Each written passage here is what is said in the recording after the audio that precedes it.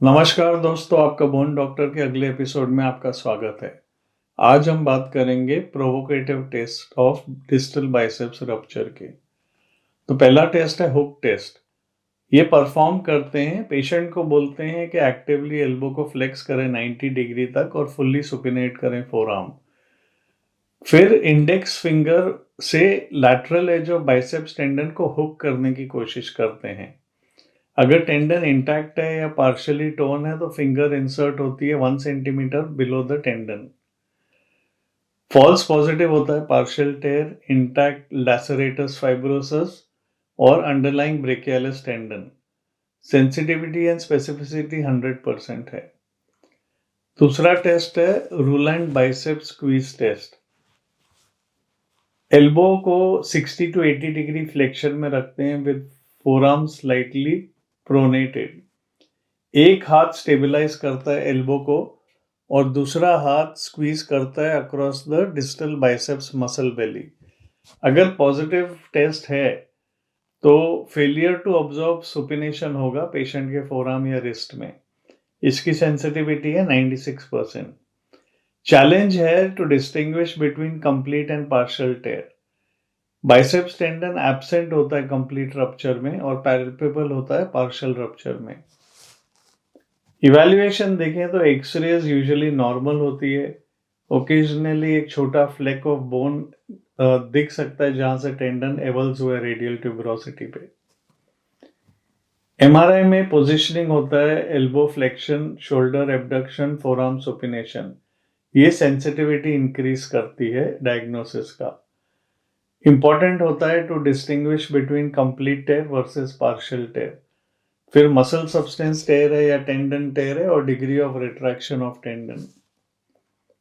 Treatment non operative भी होता है और ऑपरेटिव भी होता है। नॉन ऑपरेटिव ट्रीटमेंट के बाद फिजियोथेरेपी ज़रूरी होती है।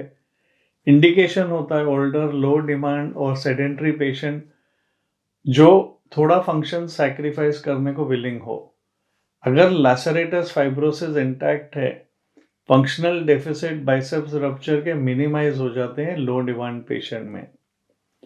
आउटकम्स में patient 50% sustained supination strength lose करेगा और 40% सुपिनेशन स्ट्रेंथ, 30% फ्लेक्शन स्ट्रेंथ और 15% ग्रिप स्ट्रेंथ।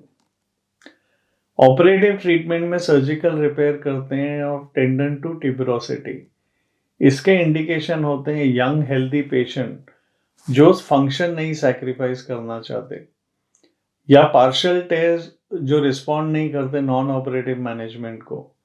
सब acute chronic ruptures successfully treat हो जाते हैं with direct repair without allograft. Elbow को हाइपरफ्लेक्स करना पड़ता है टू अचीव फिक्सेशन। हाइपरफ्लेक्शन से लॉस ऑफ एल्बो मोशन या फ्लेक्शन कॉन्ट्रैक्चर नहीं होता एडिक्वेट फिजियोथेरेपी के बाद। टाइमिंग सर्जरी की within few weeks from date of injury होना चाहिए। अगर डिले ज़्यादा हो तो straightforward primary repair compromise हो जाता है और ज़्यादा एक्सटेंसाइल अप्रोच रिक्वायर होता है to retrieve the retracted and scarred distal biceps tendon. तो कॉम्प्लिकेशंस में देखें तो lateral antebrachial cutaneous nerve injury common complication है, 9% इंसिडेंस है। ये ओवर एग्रेसिव रिट्रैक्शन के कारण होता है सर्जरी में और ये ज़्यादा कॉमन है सिंगल इंसेशन टेक्निक के साथ। यूजुअली रिजॉल्व होता है 3 से 6 महीने में। पोस्टीरियर इंट्राओशियस नर्व इंजरी भी हो सकता है, ये भी कॉमन है सिंगल इंसेशन टेक्निक में। ये मोस्ट कॉमन इंजर्ड नर्व है, 1 to 2% इंसिडेंस होता है, यूजुअली रिजॉल्व होता है 3 से 6 महीने में। Superficial radial nerve injury second most common cutaneous nerve injured है, 2 to 3%। हेट्रोट्रोपिक ऑसिफिकेशन हो सकता है अगर इंट्रोशियस मेम्ब्रेन और अल्ना पेरियोस्टियम डिसरप्टेड है। ये रिस्क है 2 इंसिशन टेक्निक का। Synostosis means bone growth between radius and ulna rare complication है।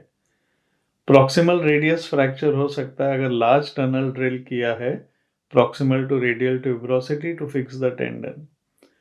सूचर रप्चर हो सकता है अगर बोन टनल मेथड यूज किया है बाइसेप्स को फिक्स करने के लिए। तो आज का टॉपिक और एपिसोड यहीं ख़त्म होता है। आशा है आपको पसंद आया हो। अगर पसंद आया तो लाइक और शेयर बटन दबाइए और हमारा चैनल देखने के लिए बहुत-बहुत धन्यवाद।